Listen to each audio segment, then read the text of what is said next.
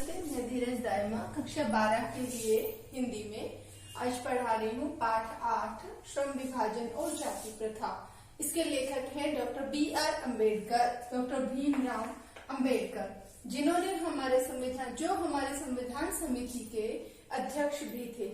इन्होंने उस समय पर जब ये संविधान लिखा गया था या उसके पहले उसके बाद में उस समय पर जो प्रचलित जातिगत भेदभाव था उसके बारे में इस पाठ के द्वारा बताना चाहा है। इसीलिए इसका नाम है श्रम विभाजन और जाति प्रथा। श्रम विभाजन का क्या अर्थ है कि कोई बच्चा जिस कुल में पैदा हुआ उसके लिए ये बाध्य कर दिया जाए कि उसे उसी ही कुल का कार्य करना पड़ेगा। अगर कोई कुम्हार के घर में उत्पन्न हुआ है तो उसे वही कार्य करना पड़ेगा।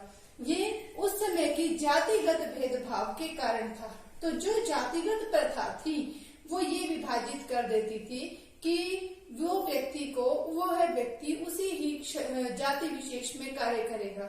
लेखक ये कहता है कि श्रम विभाजन तो होना चाहिए, लेकिन श्रम विभाजन के साथ साथ जाति प्रथा जो है वो श्रमिक का भी विभाजन कर देती है। लेखक का मानना है कि श्रम विभाजन होना चाहिए परंतु श्रमिक का विभाजन नहीं होना चाहिए। सबसे पहली बात उन्होंने बताई है, जाति प्रथा को उन्होंने गलत ठहराया है और कार्य कुशलता पर बल दिया है। ये 100% सही भी है कि जाति प्रथा जो है वो गलत है। जाति प्रथा का भेदभाव गलत है। मनुष्य को उसके कार्य के अनुसार, उसकी योग्यताओं के अनुसार कार्य दिया जाना चाहिए और उसकी योग्यताओं के अनुसार ही उसके साथ जो उसका कार्य है वो आवंटित होना चाहिए। दूसरी बात, जाति प्रथा मनुष्य को एक पेशे में बांधती है। यदि जातिगत भेदभाव है तो ये कहा जाए यदि कि किसान का बेटा है तो वो खेती का ही काम करेगा, यह बात सही नहीं है। अगर किसान का बेटा है उसकी योग्यता यदि एक IAS ऑफिसर बनने की है तो उसे वो कार्य करने देना चाहिए। यही बात लेखक ने कही है कि जातिगत भेदभाव वो मनुष्य को एक पेशे में बांध देता है, इसलिए हमें जाति प्रथा से बाहर निकलना चाहिए। हमें जाति प्रथा का उन्मूलन करना है। नेक्स्ट पॉइंट है, अरुचि के कारण बेरोजगार और भूखमरी बढ़ती है। बेरोजगारी और भूखमरी बढ़ती है। कैसे बढ़ेगी? यदि कुम्हार का बेटा है उसको कुम्हार का काम नहीं आता, वो उस वजह से अपने कार्य में कुशल नहीं है, तो वो उसकी वजह से कोई ऐसे कार्य करेगा कि टालू प्रवृत्ति के कार्य करेगा, अच्छे कार्य नहीं करेगा, पारंगत नहीं होगा अपने कार्य में। और जब तक व्यक्ति अपने कार्य में कुशल नहीं होता तब तक उसके लिए वो कार्य बेकार हो जाता है। तो यहाँ पर उन्होंने बताया इसकी वजह से बेरोजगारी बढ़ेगी। अगर बेरोजगारी होगी तो फिर भूखमरी बढ़ेगी। नेक्स्ट पॉइंट है समाज। उन्होंने ये बताया कि ये तो है जाति प्रथा। अगर जाति प्रथा है तो उसके अनुसार लोगों का श्रम विभाजन नहीं होना चाहिए। लेखक ने बताया है अगर हम जाति प्रथा के साथ में श्रम विभाजन करते हैं तो वह श्रमिक का भी विभाजन होता है।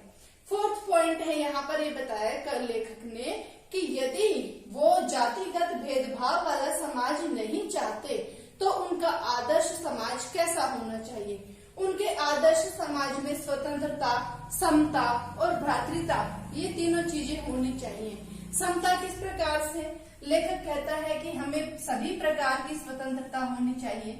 हम कहीं भी आ जा सकते हैं, कोई भी कार्य अपना सकते हैं, किसी भी प्रकार की हमें स्वतंत्रता होनी चाहिए। बोलने की, जीविका उपार्जन की स्वतंत्रता होनी चाहिए। लेकिन लेखक साथ में ये भी कहता है कि जो जाति प्रथा वाले लोग हैं, जो जाति प्रथा को मानते हैं, वो लोग स्वतंत्रता, हर प्रकार की स्वतंत्रता तो मान लेंगे लेकिन जातिगत भेदभाव को वो मानते ही हैं। उसको उन्होंने स्वतंत्रता, वहां पर लोगों को स्वतंत्रता नहीं देना चाहते। दूसरी बात है समानता यानी कि समता, मतलब लोगों में समानता की भावना होनी चाहिए। लोगों को कार्य कुशलता के समान अवसर प्रदान किए जाने चाहिए। इसके बाद है भ्रातृता, मतलब लोगों में भाईचारे की भावना होनी चाहिए। यहाँ पर लेखक ये भी पूछना चाहता है कि लोगों ने इस भ्रातृता शब्द का क्या अर्थ लिया है। यहाँ लेखक ने तो यह बताया है भ्रातृता का अर्थ क्या है कि सभी में भाईचारे की भावना हो। वो सभी कौन है? वो स्त्री और पुरुष दोनों ही आते हैं। लेकिन क्योंकि हमारा भारत पुरुष प्रधान समाज है, इसलिए लोगों ने भ्रातृता का अर्थ केवल पुरुषों के लिए ही भाईचारे का अर्थ में ले लिया है। नेक्स्ट पॉइंट है, वह भेदभाव से रहित जब हमारा समाज स्वतंत्र होगा, लोगों में समानता होगी, लोगों में भाईचारे की भावना होगी, तब हमारा समाज जो है वो भेदभाव से रहित लोकतंत्र होगा। क्योंकि लोकतंत्र का क्या अर्थ है? लोगों का तंत्र, लोगों के द्वारा, लोगों के लिए जो सरकार होती है।